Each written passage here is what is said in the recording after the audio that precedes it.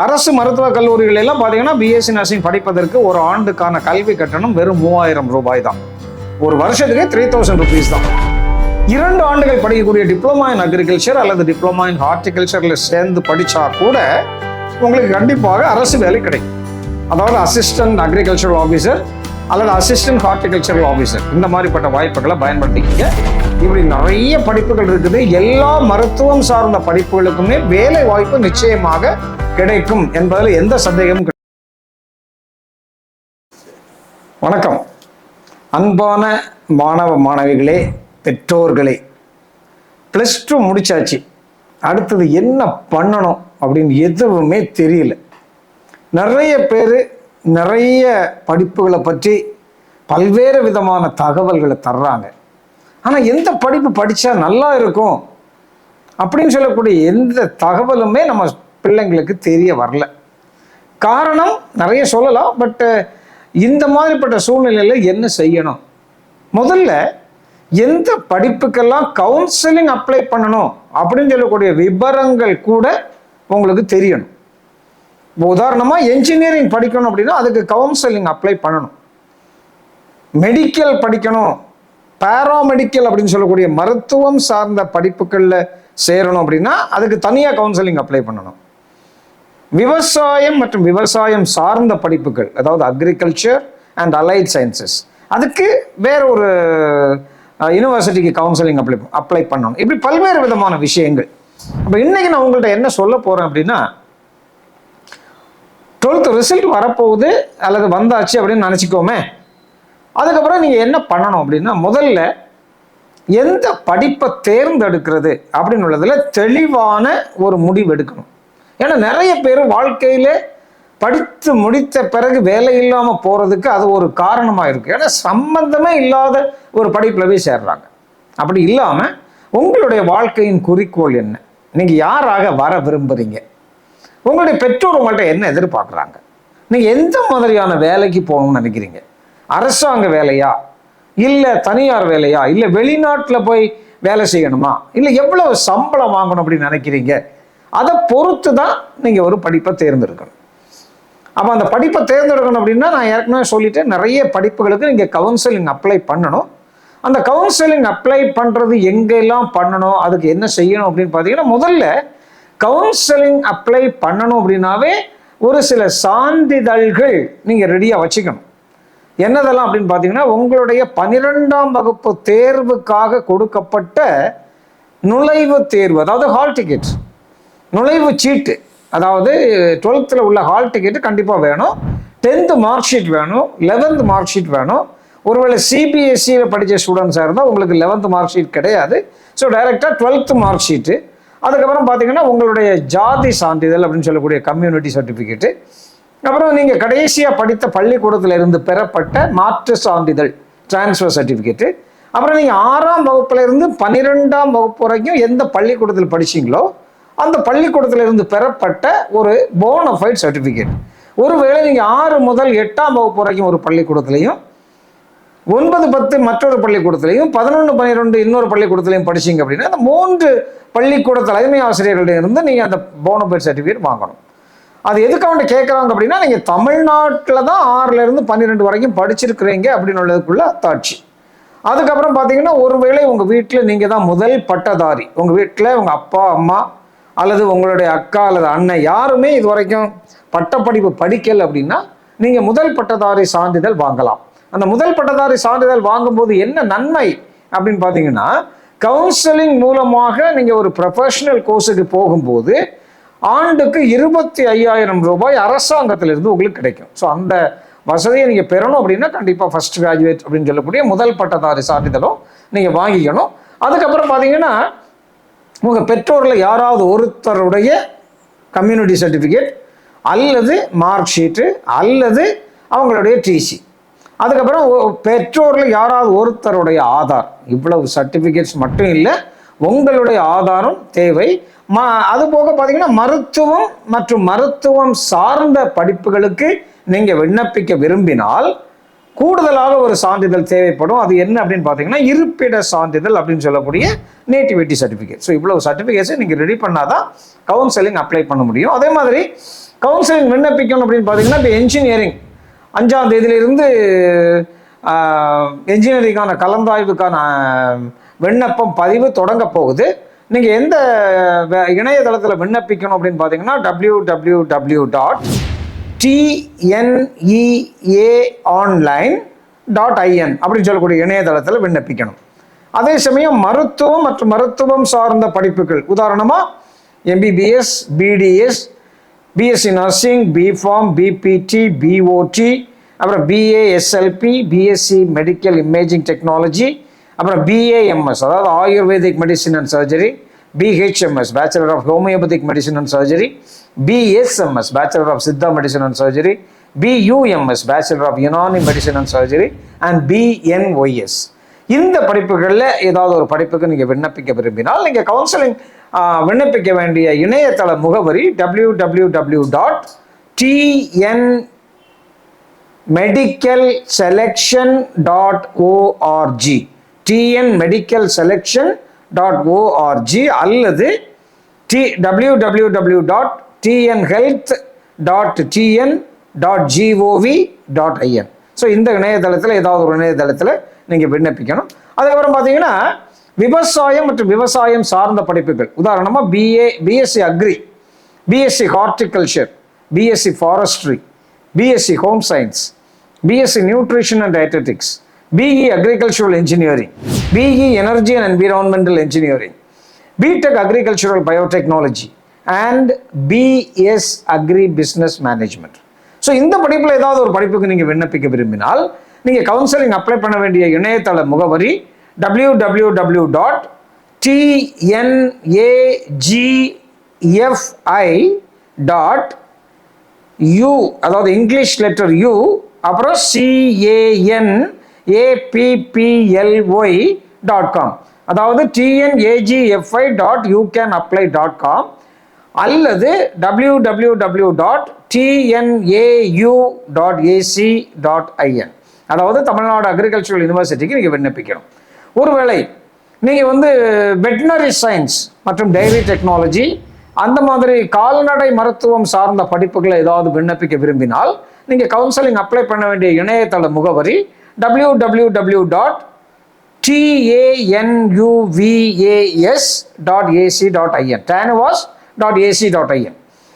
அதே மாதிரி பார்த்தீங்கன்னா fisheries, BFSC, BTech fisheries engineering, BBA fisheries resource management, BSc industrial aquaculture, BSc industrial fish processing technology, இது மாதிரிப்பட்ட மீன் வளம் சார்ந்த படிப்புகளுக்கு நீங்கள் விண்ணப்பிக்க விரும்பினால் நீங்கள் கவுன்சிலிங் அப்ளை பண்ண வேண்டிய இணையதள முகவரி விவசாய படிப்புகளுக்கு எந்த இணையதளத்தில் விண்ணப்பிக்கணுமோ அதே இணையதள முகவரி தான் www.tnagfi.youcanapply.com அல்லது www.tnjfu.ac.in. ஸோ இந்த இணையதள முகவரியில் விண்ணப்பிக்கணும். ஒருவேளை சட்ட படிப்புக்கு நீங்கள் விண்ணப்பிக்க விரும்பினால் BA LLB அல்லது BCom LLB அல்லது BCA LLB போன்ற 5 வருட ஒருங்கிணைந்த சட்ட படிப்புகளில் நீங்கள் சேர விரும்புனீங்கன்னா தமிழ்நாடு டாக்டர் அம்பேத்கர் சட்ட பல்கலைக்கழகத்துடைய இணையதள முகவரிக்கு நீங்கள் விண்ணப்பிக்கணும். அது www.tndalu.ac.in. ஸோ இந்த விஷயங்களை நீங்கள் மனதில் அடிப்படையாக வைத்துக்கொள்ள வேண்டும். இந்த கவுன்சிலிங் விண்ணப்பிக்காமல் நீங்கள் காலேஜில் சேர்ந்தீங்க அப்படின்னா சேர முடியுமா அப்படின்னு கேட்டால் சேரலாம் ஒரு சில படிப்புகளுக்கு. ஆனால் என்ன அப்படின்னு பார்த்தீங்கன்னா உங்களுக்கு நிறைய அதாவது ஸ்காலர்ஷிப்ஸு, எஜுகேஷன் லோனு அந்த மாதிரிப்பட்ட விஷயங்களுக்கு நீங்கள் விண்ணப்பிக்கும் போது அது ஒரு தடங்கலாக இருக்கும். அதனால் கண்டிப்பாக நீங்கள் கவுன்சிலிங் விண்ணப்பிப்பது நல்லது. ரெண்டாவது, கவுன்சிலிங் மூலமாக போகும்போது தான் உங்களுக்கு அந்த ஃபர்ஸ்ட் கிராஜுவேட்டுக்குள்ளே 25,000 ரூபா பெனிஃபிட் கிடைக்கும். அது மட்டும் அல்ல, கவுன்சிலிங் மூலமாக போனீங்கன்னா அரசு நிர்ணயித்திருக்கக்கூடிய கட்டணம், அதாவது குறைவான கல்வி கட்டணத்தில் நீங்கள் படிக்க முடியும். ஸோ இந்த விஷயங்களை நீங்கள் மனசில் அடிப்படையாக வச்சு தான் ஒரு படிப்பை தேர்ந்தெடுக்கணும். என்னென்ன படிப்புகளுக்கெல்லாம் போகலாம் அப்படின்னு சொல்லி பார்க்குறதுக்கு முன்னாடி கண்டிப்பாக நீங்கள் ஒரு சில நுழைவுத் தேர்வுகள் எழுதியிருக்கணும் அல்லது விண்ணப்பித்திருக்கணும். அதில் முக்கியமான ஒன்று கியூட் எக்ஸாம் அப்படின்னு சொல்லக்கூடிய காமன் யூனிவர்சிட்டி என்ட்ரன்ஸ் டெஸ்ட். இது மத்திய பல்கலைக்கழகங்களில் நீங்கள் சேர்ந்து படிப்பதற்காக நடத்தப்படக்கூடிய ஒரு தேர்வு. இந்த தேர்வு மூலமாக பார்த்தீங்கன்னா தமிழ்நாட்டில் உள்ள திருவாரூர், திருவாரூர் மாவட்டத்தில் உள்ள தமிழ்நாடு மத்திய பல்கலைக்கழகத்தில், அதே மாதிரி பாண்டிச்சேரி பல்கலைக்கழகம், காந்தி கிராமிய பல்கலைக்கழகம், இதில் ஏதாவது ஒரு பல்கலைக்கழகத்தில் மட்டும் அல்ல, அகில இந்திய அளவில் உள்ள எந்த மத்திய பல்கலைக்கழகத்தில் நீங்கள் சேருவதாக இருந்தாலும் நீங்கள் வந்து இந்த தேர்வு கண்டிப்பாக விண்ணப்பித்திருந்தீங்கன்னா உங்களுக்கு அந்த வாய்ப்பு கிடைக்கும். விண்ணப்பிக்காத 11th ஸ்டாண்டர்ட் படிச்சுட்டு இனி 12th போகக்கூடிய மாணவிகள் அடுத்த வருஷம் இந்த தேர்வுக்கு கண்டிப்பாக நீங்கள் விண்ணப்பிக்கணும். அந்த தேர்வுக்கு விண்ணப்பிக்க வேண்டிய இணையதள முகவரி www.CUET.samarth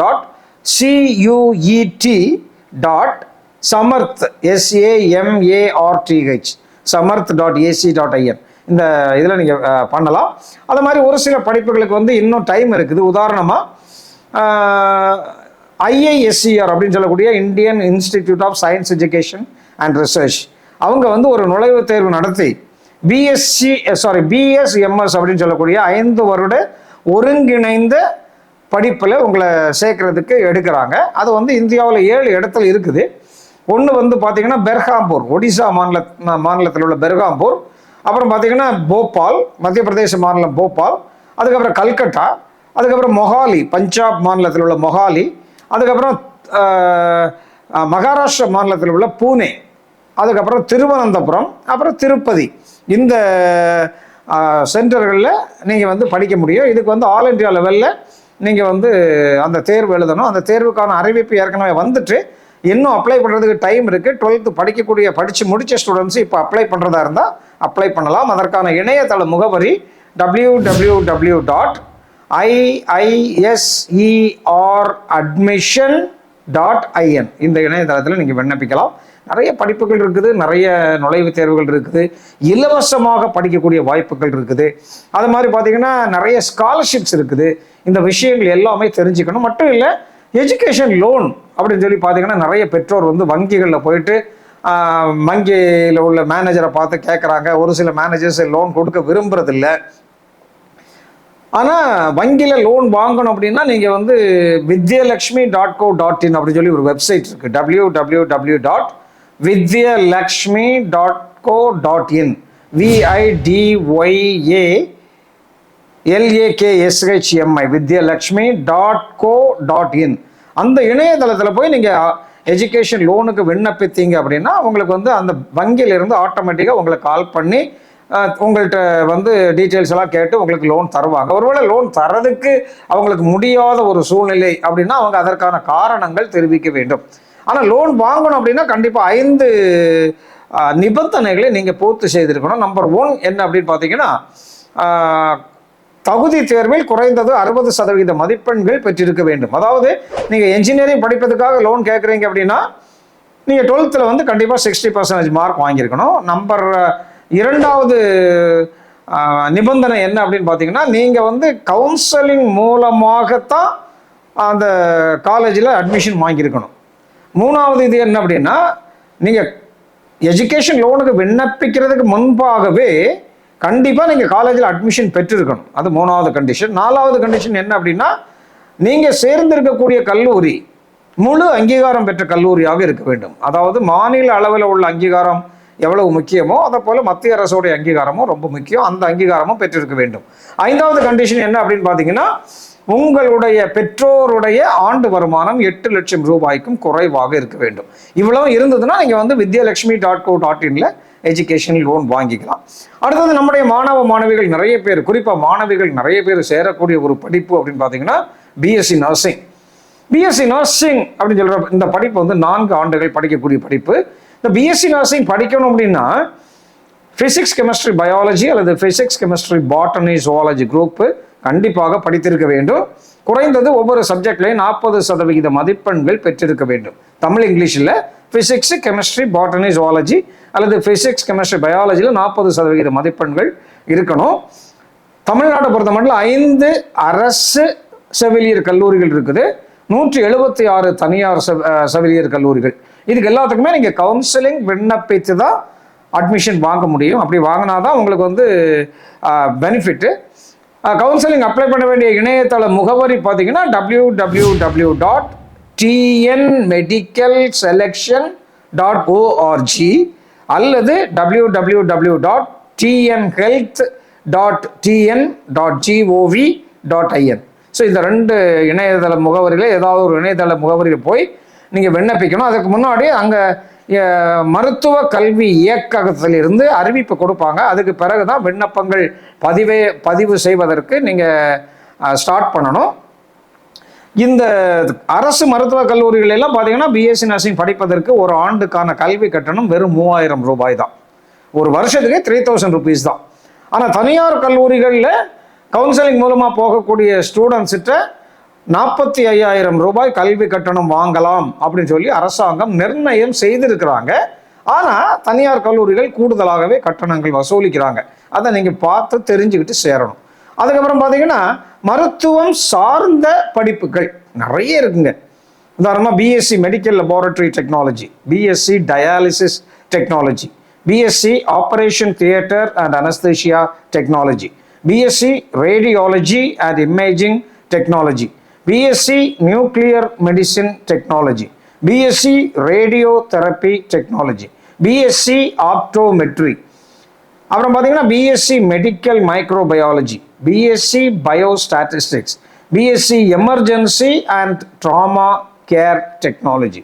இப்படி நிறைய படிப்புகள் இருக்குது. எல்லா மருத்துவம் சார்ந்த படிப்புகளுக்குமே வேலை வாய்ப்பு நிச்சயமாக கிடைக்கும் என்பதில் எந்த சந்தேகமும் கிடையாது. தாராளமாக நீங்கள் மருத்துவம் சார்ந்த படிப்புகளுக்கும் கவுன்சிலிங் மூலமாக விண்ணப்பித்து அரசு மருத்துவ கல்லூரிகளில் இந்த படிப்புகளில் சேரலாம். அதே மாதிரி தனியார் மருத்துவக் கல்லூரிகள் அல்லது தனியார் பேராமெடிக்கல் காலேஜஸ், அதாவது மருத்துவம் சார்ந்த படிப்புகளை நடத்தக்கூடிய கல்லூரிகளையும் நீங்கள் சேர முடியும். அடுத்தது பார்த்தீங்கன்னா விவசாய படிப்புகள் பற்றி சொல்லியிருந்தேன். அதில் BSc agriculture, BSc horticulture, BSc forestry, இந்த படிப்புகள்லாம் அதிகமான வேலை வாய்ப்புகள் தரக்கூடியது. குறிப்பாக பிஎஸ்சி ஹார்டிகல்ச்சரில் நிறைய வாய்ப்புகள் இருக்குது. ஒருவேளை உங்களுக்கு பிஎஸ்சி லெவலில் அட்மிஷன் கிடைக்கல அப்படின்னா 2 ஆண்டுகள் படிக்கக்கூடிய டிப்ளமா இன் அக்ரிகல்ச்சர் அல்லது டிப்ளமா இன் ஹார்டிகல்ச்சரில் சேர்ந்து படித்தா கூட உங்களுக்கு கண்டிப்பாக அரசு வேலை கிடைக்கும். அதாவது அசிஸ்டன்ட் அக்ரிகல்ச்சரல் ஆஃபீஸர் அல்லது அசிஸ்டன்ட் ஹார்டிகல்ச்சரல் ஆஃபீஸர், இந்த மாதிரிப்பட்ட வாய்ப்புகளை பயன்படுத்திக்கிங்க. பாய்ஸை பொறுத்த மட்டும் ஒரு சில பேர் இந்த கப்பலில் பணிபுரிவதற்காக ஒரு சில படிப்புகளுக்கு போவாங்க. அதில் ஒன்று பிஎஸ்சி நாட்டிக்கல் சயின்ஸ், 3 ஆண்டுகள் படிக்கக்கூடிய அந்த படிப்புக்கு விண்ணப்பிப்பதற்கு மே மாதம் 5ஆம் தேதி வரை டைம் இருக்குது. நீங்கள் போய் பார்க்க வேண்டிய இணையதள முகவரி www.imu.edu.in, அதாவது இந்தியன் மேரிடைம் யூனிவர்சிட்டியுடைய நுழைவுத் தேர்வு கண்டிப்பாக எழுத வேண்டும். விவரங்களை நீங்கள் இந்த வெப்சைட்டில் பார்த்துக்கலாம். அடுத்தது பார்த்தீங்கன்னா பாய்ஸுக்கு இன்னும் அதிகமான வாய்ப்புகள் இருக்கக்கூடிய இன்னொரு துறை hotel management. Hotel management and catering technology அப்படின்னு சொன்னாவே நிறைய பெற்றோர் என்ன நினைக்கிறாங்க அப்படின்னா இது சமையல் பண்ணுற வேலை அப்படின்னு நினைக்கிறாங்க. அது மட்டும் இல்லைங்க, அதில் வந்து 5 பிரிவுகள் இருக்குது. ஹோட்டல் மேனேஜ்மெண்ட் சொன்னாவே சமையல் மட்டும் அல்ல, அதில் 5 பிரிவுகள். இதெல்லாம் பார்த்தீங்கன்னா நம்பர் 1 ஃபுட் ப்ரொடக்ஷன், அதாவது உணவு தயாரித்தல், அதுதான் சமையல். நம்பர் 2 உணவு மற்றும் பானங்கள் பரிமாறுதல், அதாவது ஃபுட் அண்ட் பிவரேஜ் சர்வீஸ். 3வது பார்த்தீங்கன்னா ஹவுஸ் கீப்பிங், அதாவது அறை பராமரிப்பு. 4வது ஃப்ரண்ட் ஆஃபீஸ் மேனேஜ்மெண்ட், அதாவது வரவேற்பு நிர்வாகம். 5வது பேக்கரி அண்ட் கன்ஃபெக்ஷனரி, அதாவது ரொட்டி மற்றும் கேக் வகைகள் தயாரித்தல்.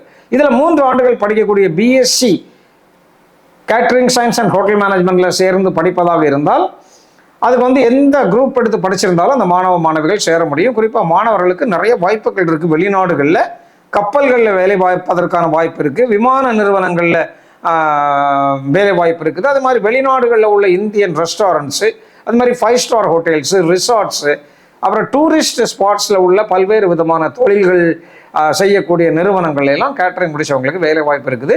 ஐஆர்சிடிசி அப்படின்னு சொல்லக்கூடிய Indian railway catering and tourism corporation ஒவ்வொரு வருஷமும் நிறைய கேட்டரிங் டெக்னாலஜி முடிச்ச ஸ்டூடெண்ட்ஸ் அவங்கள வந்து வேலைக்கு எடுக்கிறாங்க. அதே மாதிரி இந்தியாவில் உள்ள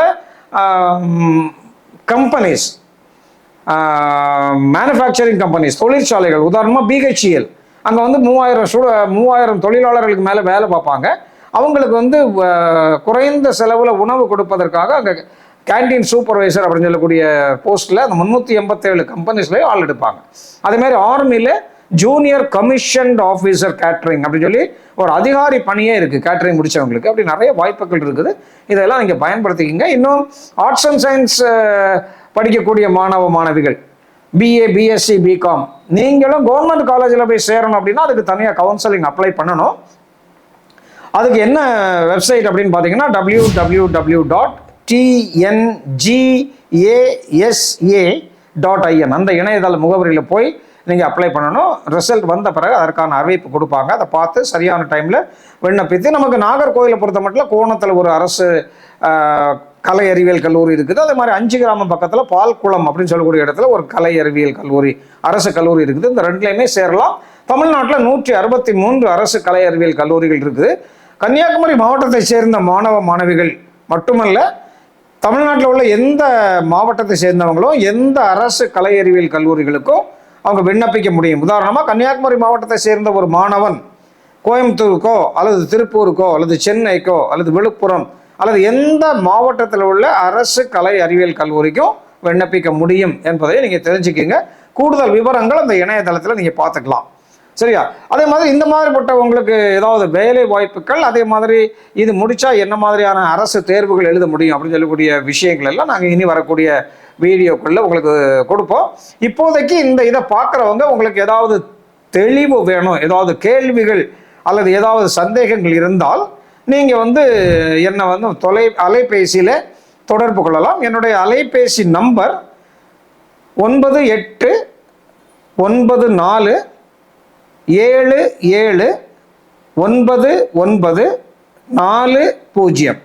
என்னுடைய பெயர் ஆண்ட்ரோ சேவியர். நான் கடந்த 24 வருடங்களாக மாணவ மாணவிகளுக்கு உயர் கல்வி மற்றும் வேலை வாய்ப்பு வழிகாட்டுதல் பண்ணிட்டு இருக்கிறேன்.